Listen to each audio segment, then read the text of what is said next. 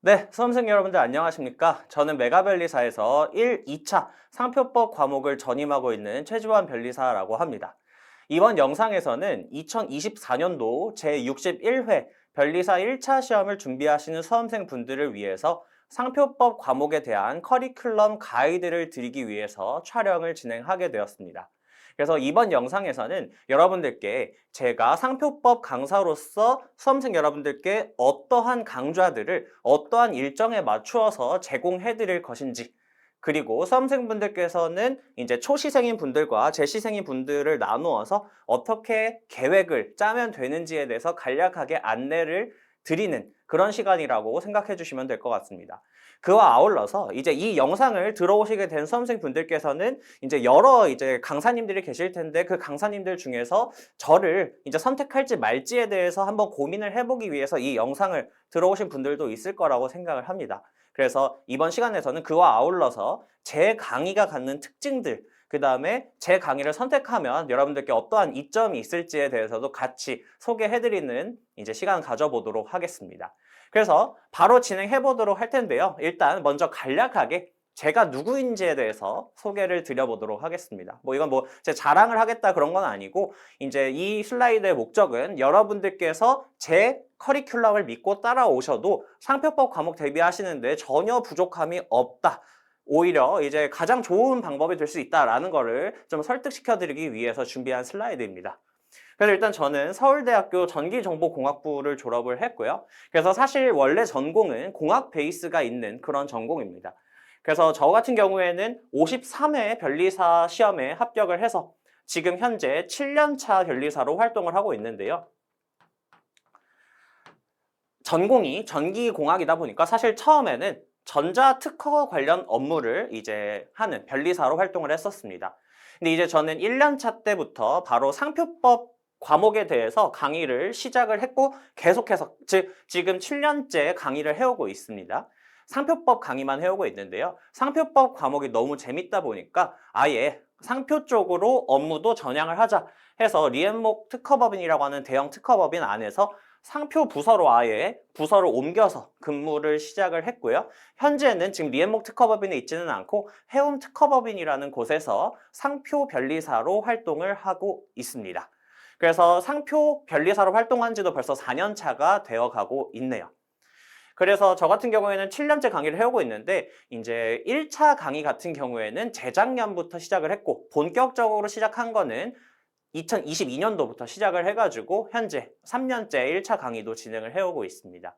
그와 아울러서 이제 학원 강의뿐만 아니라 이제 여러 기관들에 가서, 예를 들어서 특허청에서 이제 그 청 내 심사관님들, 심판관님들을 포함한 직원분들께도 상표법 이론을 강의를 하고 있고요. 여러 지식재산센터에서도 상표법에 대해서 강의를 진행을 하고 있습니다. 그와 아울러서 여러분들께 조금 더 전문적인 강의를 제공해드리기 위해서 법학사도 제가 취득을 해서 조금 더 여러 법학적인 부분에서 부족한 부분들을 메꾸었다, 이렇게 좀 설명을 드릴 수 있을 것 같습니다. 그래서 일단은 제 전체적인 학력이나 경력을 쭉 보시면 아시겠지만 전혀 여러분들께서 의심하지 않으셔도 되는 그런 강사다, 이렇게 좀 강력하게 말씀을 드릴 수 있을 것 같습니다. 제 소개는 그냥 이 정도로 간단히 진행하도록 하고요. 바로 다음 슬라이드 넘어가 보도록 하겠습니다. 자, 그래서 일단은 여러분들께 상표법 과목이 이 변리사 시험 전체에 있어서 어떠한 의미를 가지고 어떠한 위치를 가지고 있느냐에 대해서 소개를 드리도록 하겠습니다. 자, 그래서 여러분들이 최종 합격을 하기 위해서는 1차 시험에 먼저 합격을 하고 그 다음에 2차 시험에 최종 합격을 해야 되는데요. 이제 1차 시험은 제가 그림을 넣어왔는데 객관식 문제로 치러지게 되죠. 그래서 오지선다형으로 객관식 시험을 치르게 되고, 2차 시험에 넘어와서는 이제 본격적으로 서술형 답안지를 써서 그 답안지를 가지고 여러분들께서 합격을 하시게 되는 겁니다. 자, 그럼 각 과목에는 어떠한 것들이 있는지를 한번 살펴보면요. 1차 시험에서는 크게는 3과목이 있죠, 여러분들. 그래서 산업재산권법이라고 하는 과목, 그 다음에 민법이라는 과목, 자연과학이라는 과목, 이렇게 크게 3과목을 보게 되고요. 각각을 40문항씩 보게 됩니다. 그래서 40문항 100점 분량으로 보게 되죠. 민법과 자연과학도 다 동일합니다. 그래서 총 300점 만점인 거고, 이 3개의 과목에 대한 평균 점수를 가지고 600명 선에서 잘라서 2차 시험을 볼 자격을 부여를 하게 됩니다. 그래서 이제 크게는 세 과목밖에 없는 것처럼 보이기는 하지만요. 사실 그걸 뜯어보면 훨씬 더 많은 과목들이 있죠. 그래서 산업재산권법이라고 하면은 크게 특허법과 실용신안법, 그 다음에 상표법, 그 다음에 디자인보호법 이렇게 세 과목을 포함을 하고 있습니다. 그래서 여러분들께서 수강을 하실 때에도 특허법 과목을 들으시고 그 다음에 상표법과 디자인보호법을 다 따로따로 들으셔야 돼요. 그렇게 들으시게 되면은 시험에는 특허법 실용신안법이 20문항이 나오게 되고요. 상표법과 디자인보호법은 각각 10문항씩 출제가 되게 됩니다. 그래서 상표법이 차지하는 위치는 일단 1차에서는 비중이 그렇게 크지는 않네요. 이러한 위치를 차지하고 있습니다. 그 다음에 민법은 그 전체가 40문항으로 구성되어 있어서 1차에서 굉장히 중요한 포션을 차지하기도 하죠. 자연과학은 이제 물리, 화학, 생물, 지구과학이 각각 10문항씩 출제가 되게 됩니다. 그래서 일단은 여러분 아시겠지만 과락 점수는 40점입니다. 그래서 40점 밑으로 맞으면은 평균 점수가 아무리 높아도 떨어지고요. 이제 결과적으로 이 세 개의 과목에 대한 평균 점수를 가지고 이제 합격을 하게 되는데 최근에는 전반적인 수험생분들의 이제 실력도 향상되고 문제도 가끔가다 좀 쉽게 나오게 됨에 따라서 전체적으로 평균 점수를 대략 한 80점 이상은 맞아야 안정권이다 이렇게 평가를 할 수 있습니다. 그래서 여러분들께서 전체적으로 봤을 때 어떻게 목표를 가져가 주시면 되냐면 민법과 산업재산권법은 대략 90점 정도는 목표를 해주셔야 됩니다. 이 정도는 목표를 해주시고 그 다음에 자연과학에서 대략 한 70점 이상은 맞는다. 그러니까 이제 여러분들 지금은 그렇게 생각하실 수도 있어요. 자연과학이 우리 다 지금 공학 전공하고 이제 과학 잘하는데 자연과학을 왜 이렇게 목표 점수를 낮게 잡냐 이렇게 생각하실 수도 있는데요. 여러분들이 실제 시험을 준비해 보시면 아시겠지만 자연과학이 제일 고득점 하기가 어렵습니다. 이게 뭐냐면 물론 이것들은 처음 배우는 거기는 해요. 법 과목들은. 그러기는 하지만 준비를 해보면 비교적 정직하게 점수가 나옵니다. 그렇기 때문에 여러분들께서 목표를 이렇게 법 과목에서 좀 고득점을 한다. 자연과학은 70점 이상. 여러분들 이것도 쉬워 보이는데 이거 어렵습니다. 이 정도 이상 맞아서 합격하겠다라고 생각을 해주시면 될 것 같아요. 이렇게 해서 상표법의 위치가 여기 하고 있다.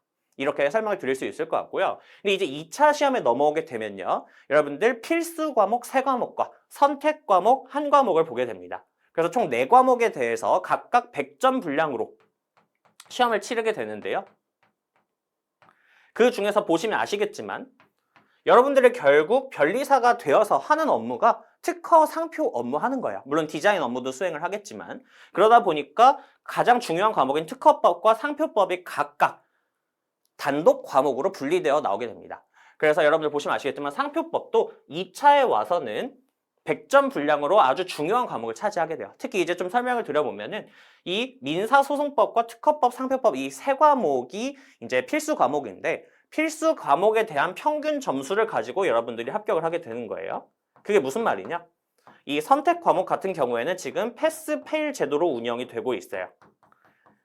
그래서 여러분들이 50점 이상만 맞게 되면 패스가 되는 거고 패스가 되는 순간부터는 그것은 평균 점수에 들어가지 않습니다. 그래서 이거는 조금 더 전략적으로 접근을 해서 최소한의 시간을 들여서 50점 이상 맞게 준비를 하면 되고 결국은 이 민사소송법, 특허법, 상표법을 잘 봐서 그 평균 점수를 높게 받아서 합격을 해야 되는 시험이 2차 시험이다 이렇게 보실 수 있을 것 같습니다. 그리고 또 참고로 말씀을 드리면 이 민사소송법, 지금 민법과 이름이 되게 비슷해 보이죠? 근데 실제로 여러분들이 공부해 보시면 아시겠지만 아주 약간의 연관성은 있지만 완전 별개의 과목입니다. 그래서 이 민사소송법이 또 2차에 와서 여러분들을 괴롭히게 될 과목 중에 하나다. 이 정도만 일단 간략히 말씀을 드릴 수 있을 것 같아요.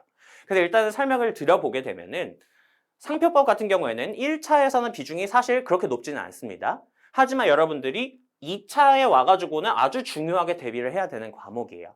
그러다 보니까 이제 제가 뒤에서도 설명을 드리겠지만 저 같은 경우에는 현재 2차 상표법을 가르치는 강사님들 중에서 굉장히 활발하게 강의를 진행하고 있는 강사들 중 한 명이거든요. 그러다 보니까 그러면서 1차에 대한 풀 커리큘럼도 여러분들께 제공을 해드리고 있어요. 그렇기 때문에 제 상표법 시험 이제 과목에 대한 커리큘럼을 따라오시면은 그 논리 구조 그대로 2차 가서도 빠르게 안정권에 진입하실 수 있다. 이렇게 좀 설명을 드릴 수 있을 것 같아요. 그래서 상표법이 중요한 과목이다. 이렇게 설명을 드릴 수 있을 것 같습니다. 전체 시험에 있어서 굉장히 중요한 과목 중에 하나입니다. 그리고 조금 특징을 설명을 드려보면은 사실 이 산업재산권법으로 묶이는 특허, 상표, 디자인이 있잖아요. 이 세 개가 실제로 다 특허청을 상대로 해서 출원을 해서 등록을 받고 권리 행사를 하는 그러한 산업재산권이다 보니까 제도의 유사성이 굉장히 높습니다.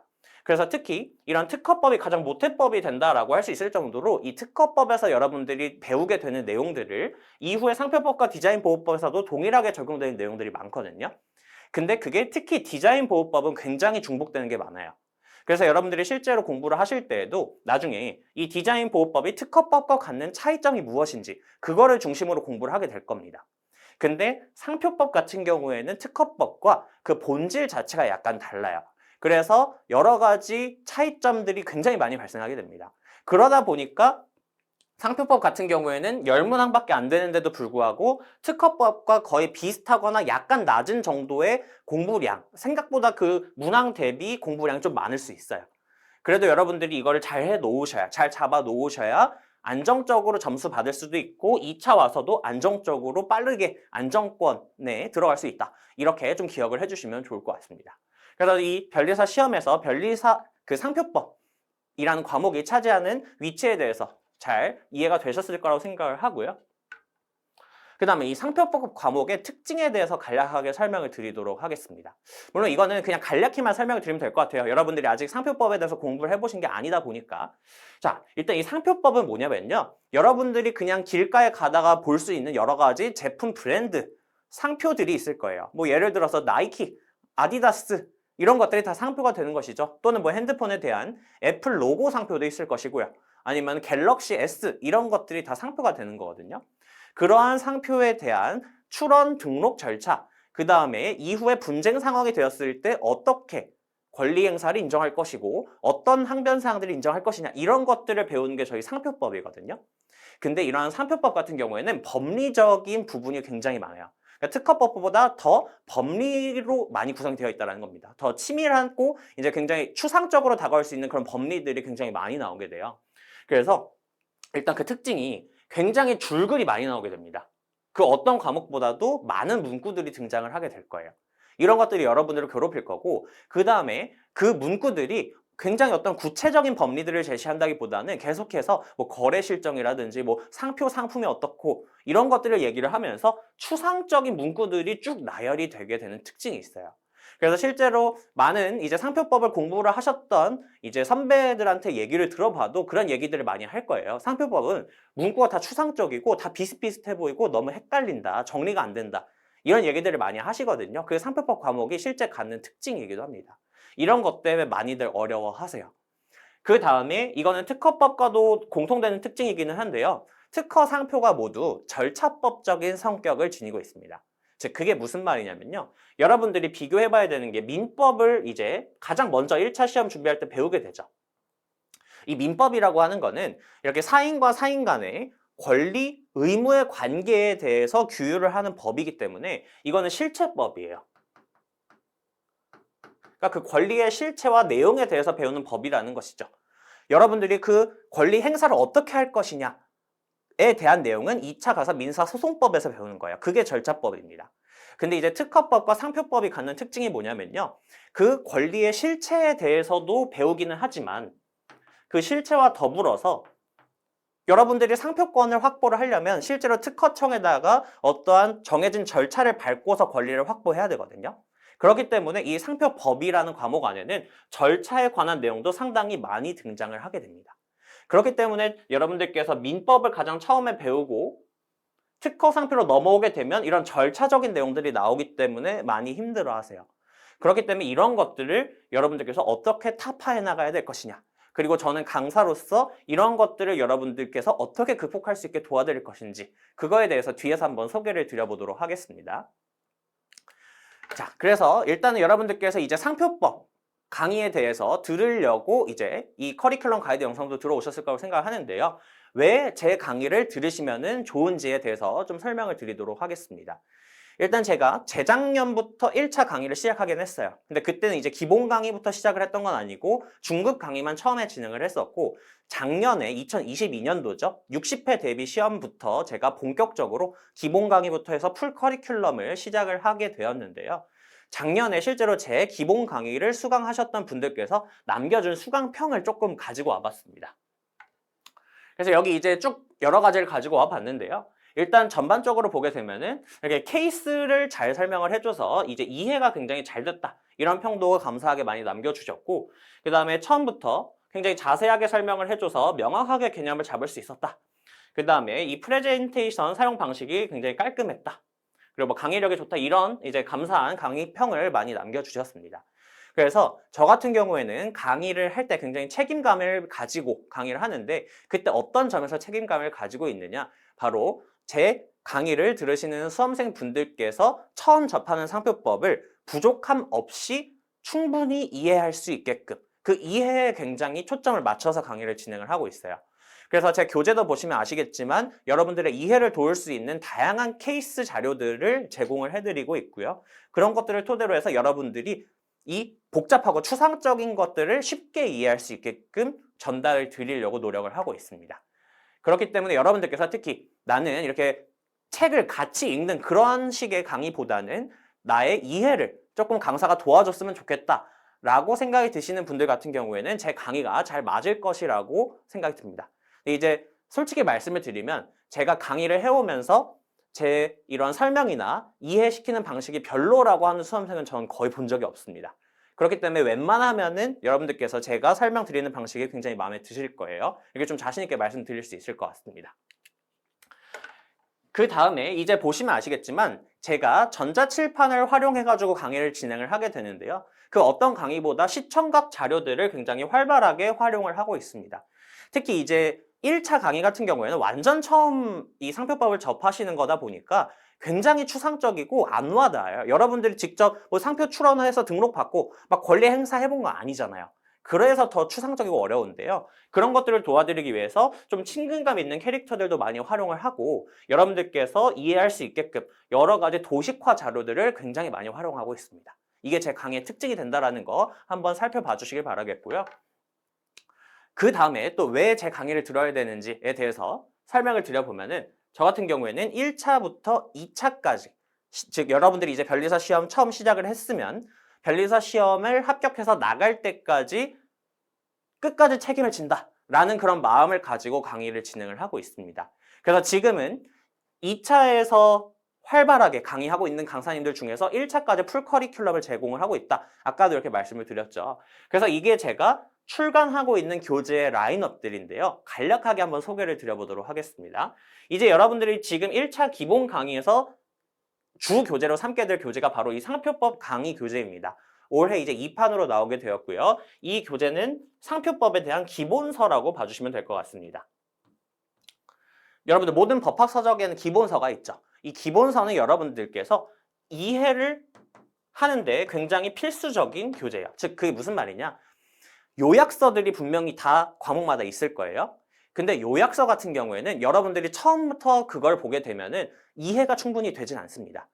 왜냐하면 적당히 좀 풍부하게 기술이 되어 있고 이러한 제도가 왜 존재하는지 전후 어떠한 살을 붙여 놓은 그런 책이 바로 기본서인데 그런 것들을 다 떼놓고 요약된 것만 보면 여러분들이 이해를 못해요.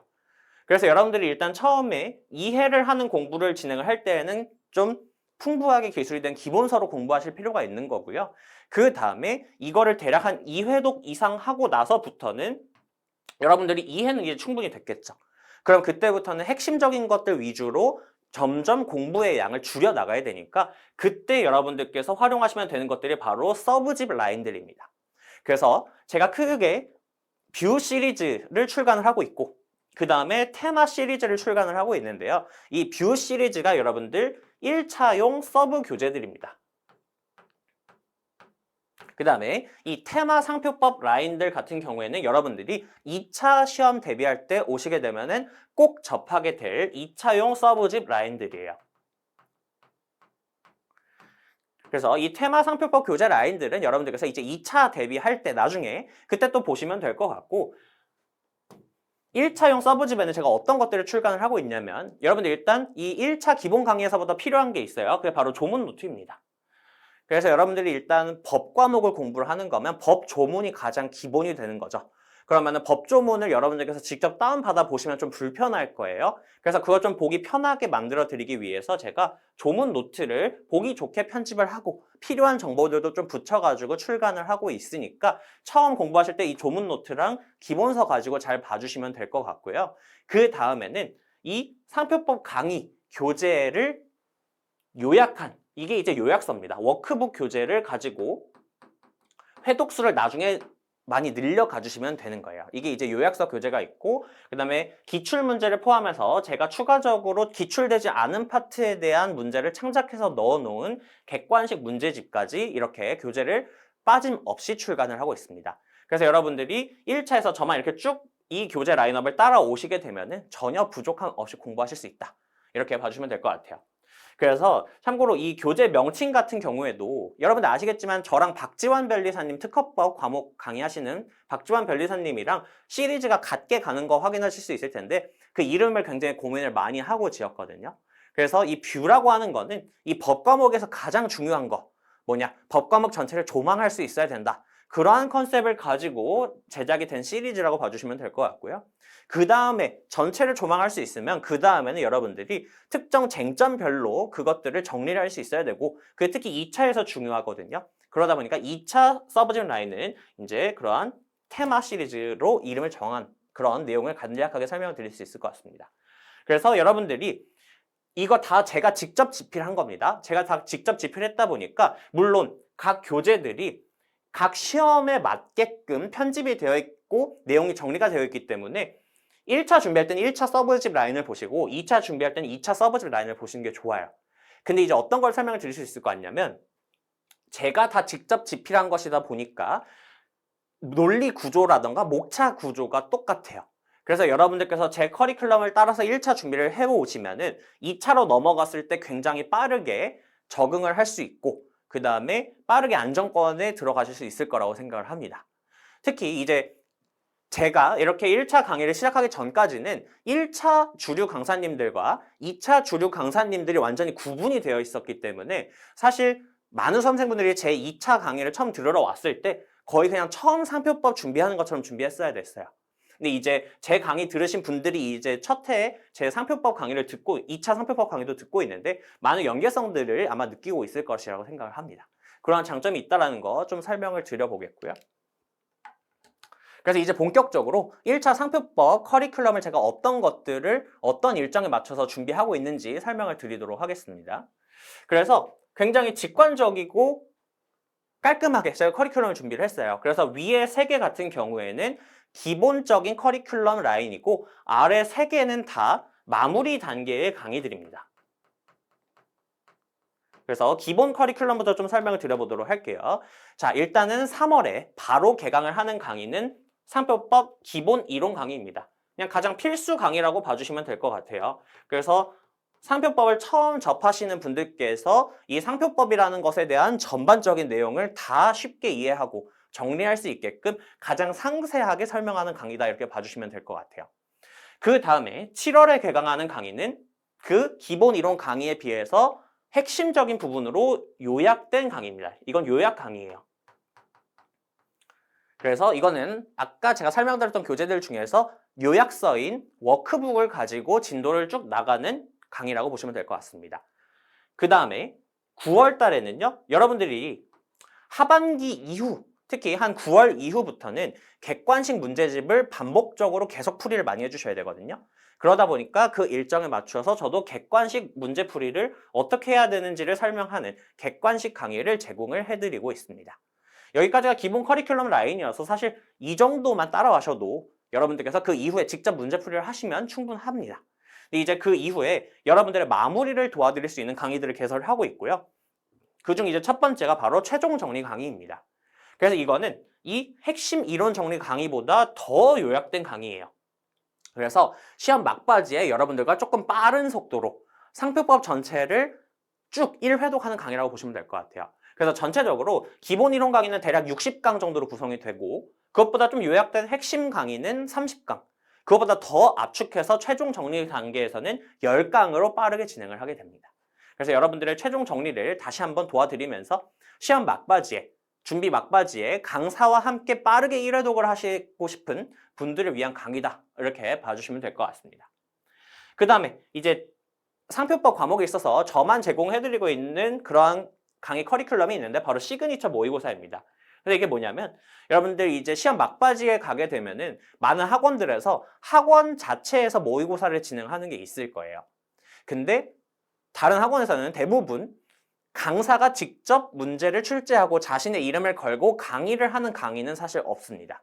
그래서 이제 메가변리사에서 이제 박지원 변리사님이랑 저랑 그다음에 정다운 변리사님이랑 같이 이제 시도를 하게 된 게 이 시그니처 모의고사 강의예요. 그래서 여러분들께서 제가 직접 출제하고 선정한 문제들을 가지고 모의고사 세트를 풀어보실 수 있고 그에 대한 문제풀이까지 제가 해드리는 강의다. 이렇게 봐주시면 될 것 같습니다. 그래서 막바지에 객관식 문제풀이 충분히 하시고 난 뒤에 추가적인 새로운 문제들을 풀어보고 싶다라고 할 때 활용하면 되는 강의입니다. 그 다음에 완전 마지막에는 2024년도 1월에 개강을 하게 되는 최신 판례 강의가 있습니다. 이 최신 판례 강의 같은 경우에는요. 여러분들 상표법 기본이론 강의가 3월 달에 개강을 하잖아요. 그러면은 여러분들이 이제 판례를 배우게 될 때에도 이 이전까지 선고된 판례들만 공부를 하게 됩니다. 근데 여러분들 시험 범위에 포함되는 대법원 판례는 3월부터 12월까지 선고되는 대법원 판례들도 분명히 있을 텐데 그것도 시험 범위에는 포함이 되거든요. 그러다 보니까 그거를 여러분들께 보충을 해드리기 위한 강의가 이 최신 판례 강의입니다. 근데 이제 그것만 하기에는 조금 강의수가 너무 적을 수도 있고 사실 최근 5개년 판례 정도는 여러분들이 확실히 마지막에 한 번 더 정리하셨으면 좋겠다라는 취지에서 최근 5개년의 판례를 모두 소개하는 강의가 바로 이 최신 판례 강의가 될 것 같습니다. 그렇게 해서 마무리 단계 강의 3개, 기본 강의 이제 커리큘럼 3개 이렇게 제공을 해드리고 있다. 이렇게 봐주시면 될 것 같습니다. 그래서 전체는 이렇게 봐주시면 되겠고 각각의 강의에 대한 특징 간단하고 빠르게 조금 설명을 드려보도록 하겠습니다. 그래서 일단 첫 번째 가장 기본이 되는 커리큘럼이죠. 기본 강의 같은 경우에는요.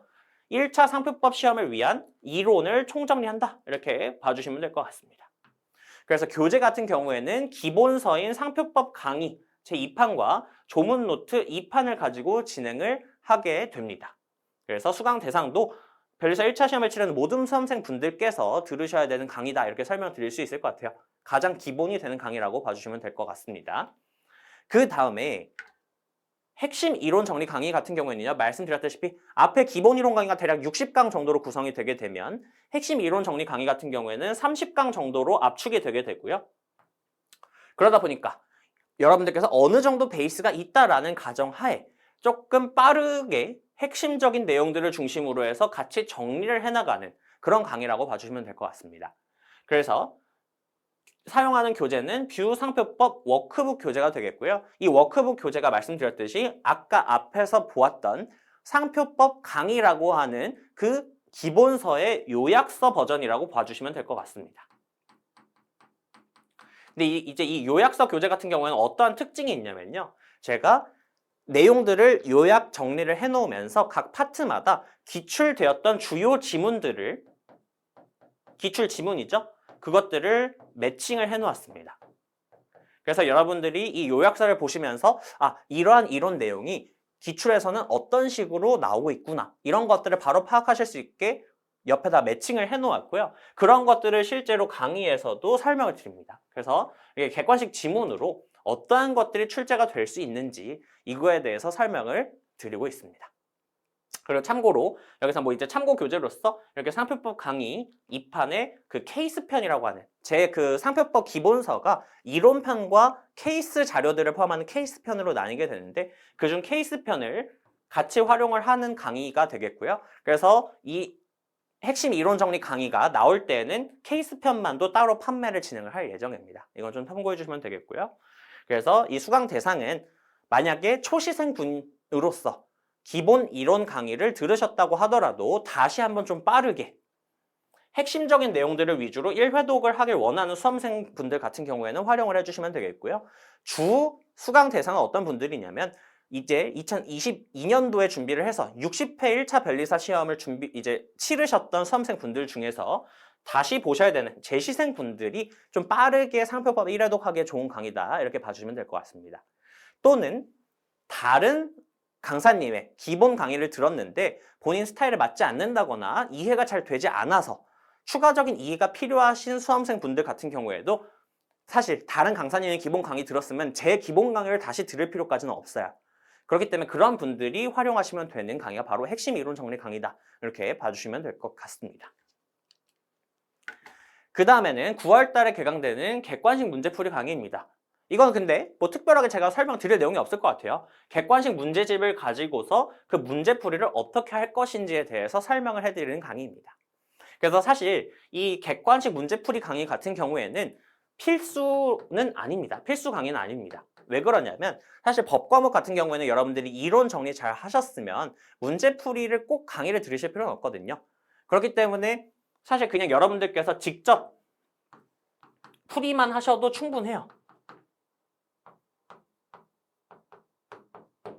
근데 이제 혼자서만 이제 풀이를 할 때 약간 문제풀이 스킬 같은 게 부족하다.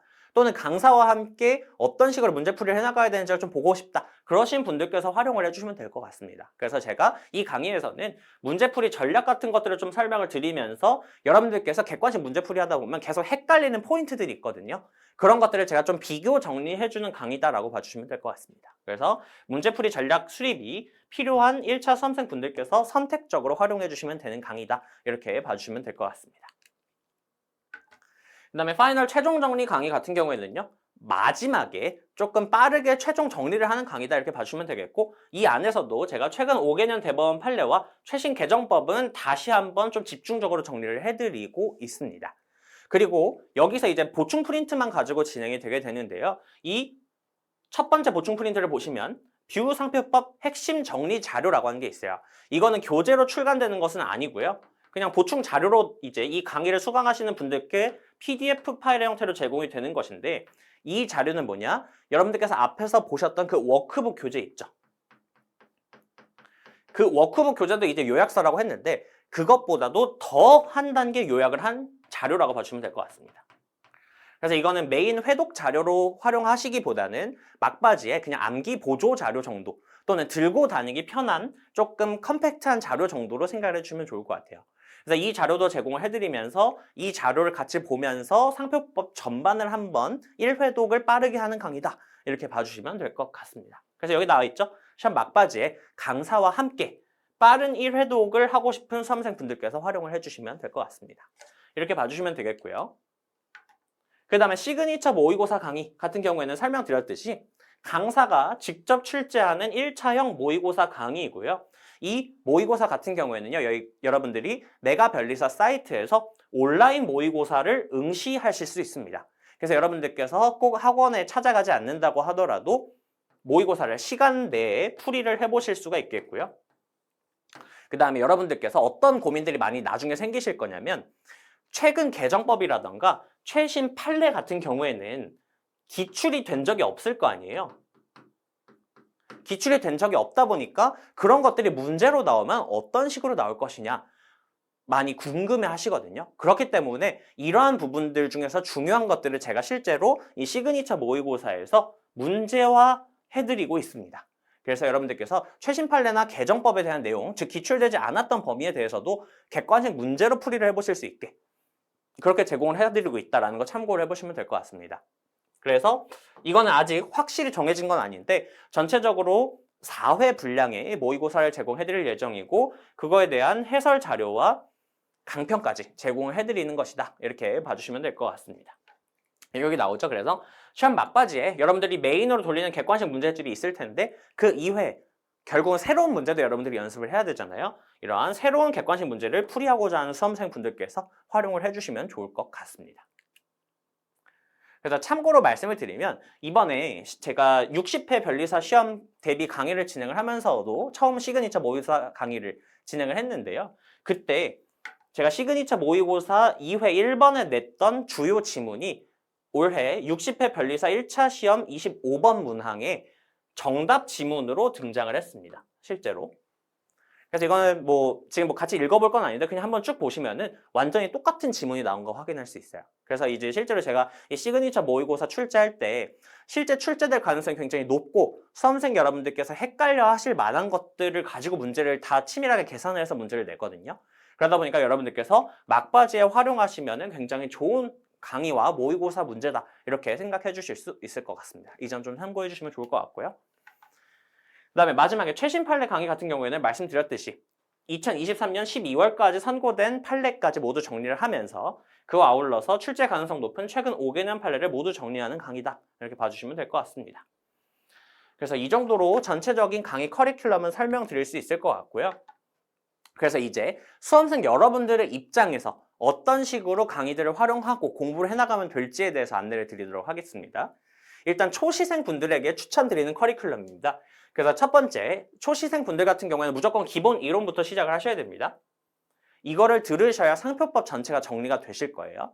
그래서 이 강의를 활용을 해주시면 되고 이 강의를 들으신 이후에 여러분들이 뭐 강의 듣는다고 끝나면 안 되죠. 강의 들으셨으면 그거를 복습하고 계속해서 반복 회독을 해주셔야 됩니다. 그래서 반복 회독을 해주시면 되고 그 다음에 객관식 문제풀이 시즌이 언제부터 시작을 하냐면 9월부터 시즌이 시작을 하게 됩니다. 그래서 여러분들이 9월부터는 물론 이제 시작 시점이 조금 늦으신 분들 같은 경우는 조금 늦게 시작할 수도 있는데 좀 일찍 상반기부터 시작을 하신 분들은 9월부터는 객관식 문제풀이에 들어가 주시면 됩니다. 이제 말씀드렸듯이 객관식 문제풀이를 하는 게 중요한 거고 강의는 좀 선택적으로 활용을 해주시면 될 것 같아요. 그래서 어쨌든 중요한 건 본인이 객관식 문제풀이 직접 반복적으로 이것도 진행을 해야 된다라는 거 이렇게 생각을 해주시면 되겠고 그 다음에 제가 제공해드리는 객관식 문제집에 없는 다른 문제들 시그니처 모의고사를 통해서 12월쯤에 활용을 해주시면 좋을 것 같고요. 그 다음에 마지막에는 최신 판례 강의를 통해서 최근에 선고된 판례들까지 체크를 해가시면 여러분들이 시험 준비하시는데 전혀 부족함이 없을 거예요. 그 다음에 많이들 좀 들으시는 강의가 이게 선택적인 강의이기는 한데 굉장히 많은 분들이 들어주시거든요. 막바지에 강사와 함께 좀 정신없을 시즌이에요. 이 12월에서 1월 그때 강사와 함께 빠르게 한번 1회독 해보고 싶다라고 하시는 분들은 최종 정리 강의를 수강해 주시면 될 것 같습니다. 이렇게 준비해 주시면 1차 시험 아주 수월하게 합격하실 수 있을 거라고 생각을 합니다. 그 다음에 재시생 분들 같은 경우에는요. 다 똑같아요. 근데 앞부분만 바뀝니다. 그게 뭐냐? 굳이 기본 이론을 다시 들으실 필요는 없겠죠. 그렇기 때문에 어느 정도는 알고 있으실 거니까 그래서 그 요약서인 워크북을 가지고 바로 정리를 들어가 주시면 되고 그거를 활용하는 핵심 이론 정리 강의부터 시작을 해주시면 될 것 같습니다. 그 이후에는 초시생 분들과 다를 게 없어요. 결국은 객관식 문제풀이 반복적으로 해주시고 새로운 문항풀이도 해주시면서 마지막에 최신 판례는 꼭 체크하고 들어가셔야 된다. 이렇게 직관적으로 이해를 해주시면 좋을 것 같습니다. 이렇게 해서 전체적인 커리큘럼은 설명드릴 수 있을 것 같습니다. 그 다음에 제가 이 전체적인 상표법 커리큘럼을 제공해드리면서 많이 받는 질문들에 대해서 미리 조금 설명을 드리려고 하는데요. 이제 제 커리큘럼 쭉 보시면 아시겠지만 상표법에서 제가 1차 대비용 판례 강의가 없는 거를 확인하실 수 있을 거예요. 제가 실제로 2차에서는 판례 강의를 별도로 열거든요. 근데 1차에서는 뭐 이제 강사님들마다 커리큘럼이 다 다르기는 해요. 근데 이제 그중에 판례 강의라고 하는 거를 제공해드리는 강사님들도 있는데 저는 따로 개설하지 않고 있습니다. 1차용 판례 강의는 없어요. 그걸 왜 그런지 설명을 드려보면요. 저는 굳이 판례 강의를 따로 열지 않아도 되게끔 기본 강의에서 판례를 다 설명합니다.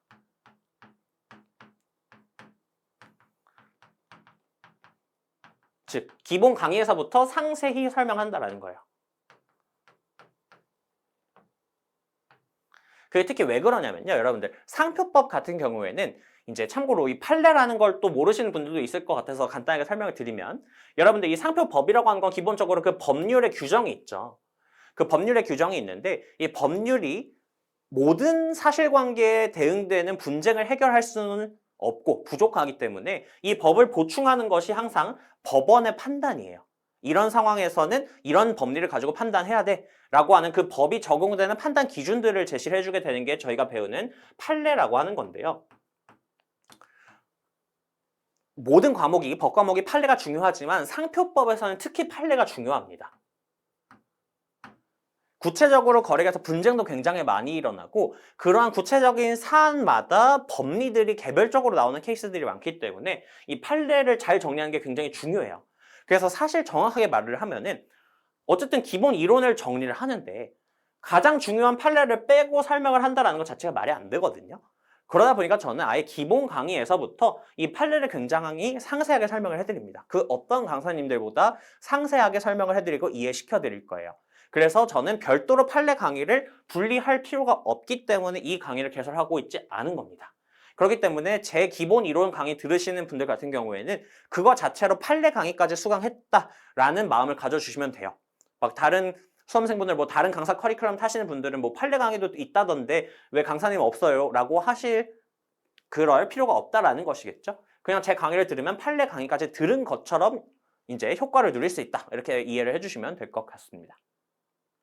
그 다음에 이런 질문도 많이 받아요. 이제 다른 강사님 커리큘럼을 탔는데 물론 그 강사님이 뭐 못 가르쳐서 그렇다라기보다는 스타일이 조금 안 맞아서 상표법이 잘 이해가 되지 않는다. 이런 분들이 가끔 질문을 주시는데 이런 분들 같은 경우에는요. 핵심 이론 정리 강의를 활용해 주실 것을 추천을 드리겠습니다. 그래서 아예 기본기가 없는 건 아닌데 전반적으로 막 정리가 안 되고 계속 추상적인 상태로 법리가 머릿속에 남아있다. 그러면은 제 핵심 이론 정리 강의를 들으시면은 여러 가지 판례들을 좀 구체적으로 보면서 머릿속의 내용들이 정리가 되실 거예요. 이렇게 조금 활용해 주시면 될 것 같고요.